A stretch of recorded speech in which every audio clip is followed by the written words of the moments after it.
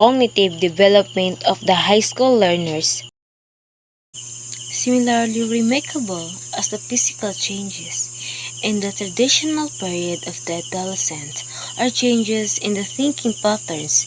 These changes are marked by the acquisition of new cognitive skills to the brains, increasing width and refining synaptic connections, which join and coordinate the two hemispheres of the brain. Other brain development is the process of the continuous concentration of the brain cells in the prefrontal cortex and related temporal and parietal areas. Accompanying brain changes in cognitive capability, the adolescent begins to acquire spatial awareness and formulate abstract of general ideas involving numbers, order, and cause-effect. All these changes propel the adolescents from the world of the sensible, of concrete, truths to the world of the possible and the universal, abstract ideas such as on the generally good, true, and beautiful.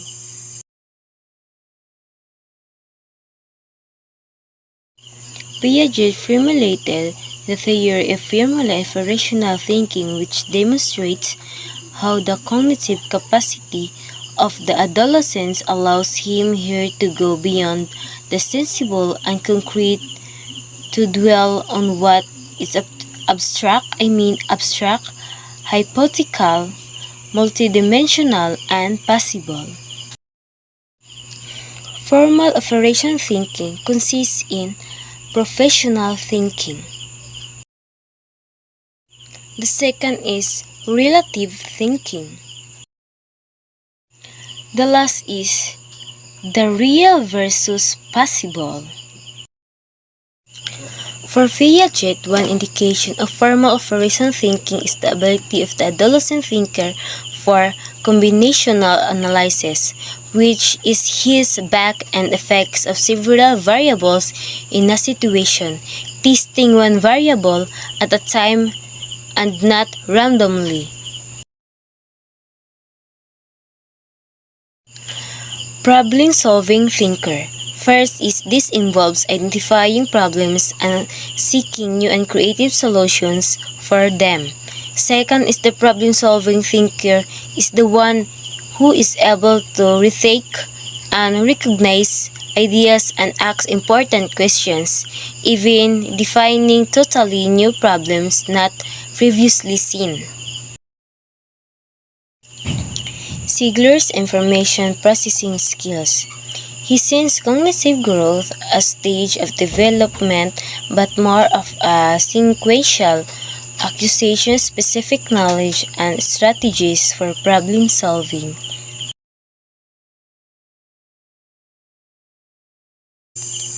Overachievers. First, achievements and tests are standard measurements of the learner's abilities as well as potentials for success in given areas. Second is, in many societies, students who get IQ scores that place them in the top 3 and 5% on the bell curve are considered gifted. Still, those who IQ tests are not in the 3 and 5% on the bell curve may actually achieve very high academic grades. Characteristic of overachievers: positive self-value, openness to authority, possible interpersonal relationship, less complex on issue of self-autonomy, academic-oriented, goal-oriented, control over anxiety.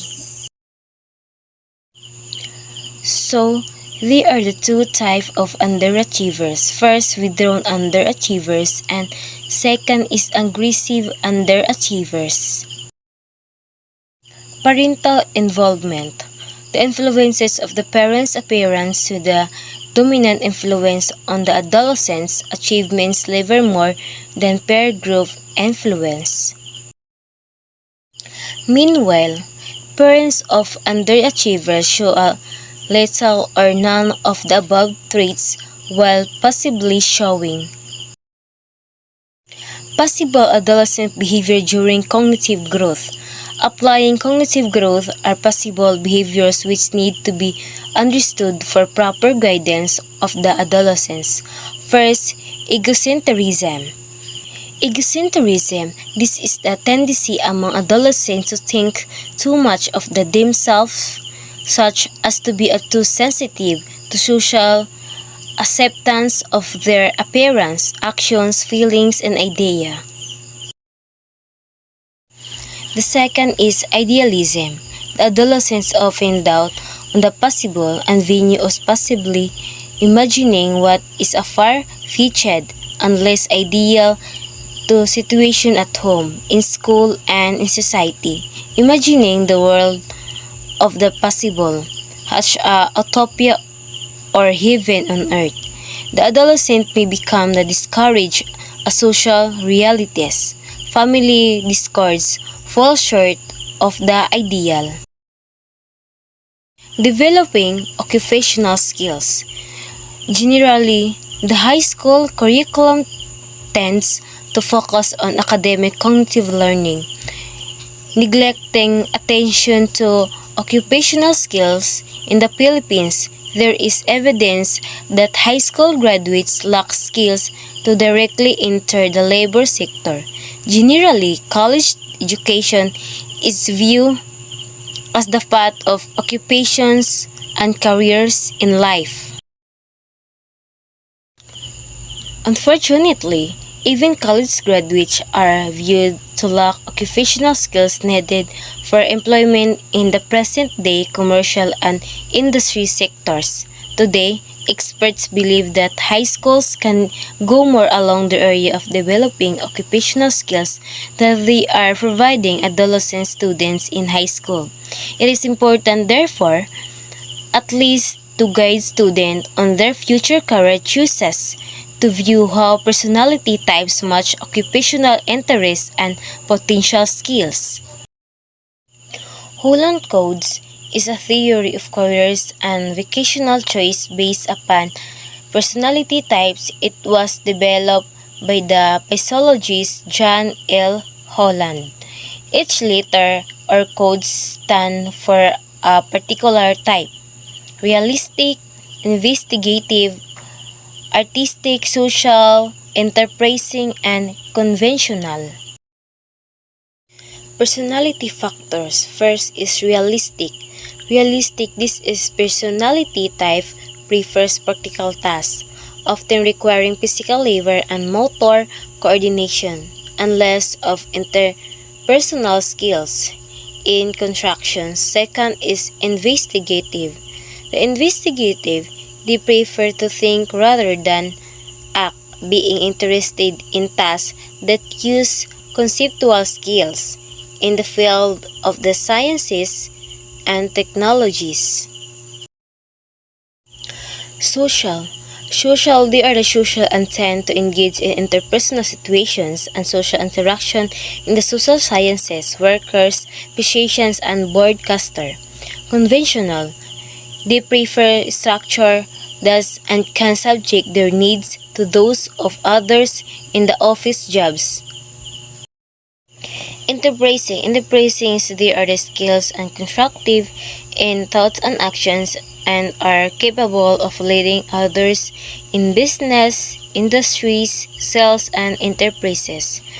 Artistic, artistic is they prefer unstructured tasks and may show ability for self-expression in the arts, artists, is musicians, and performers.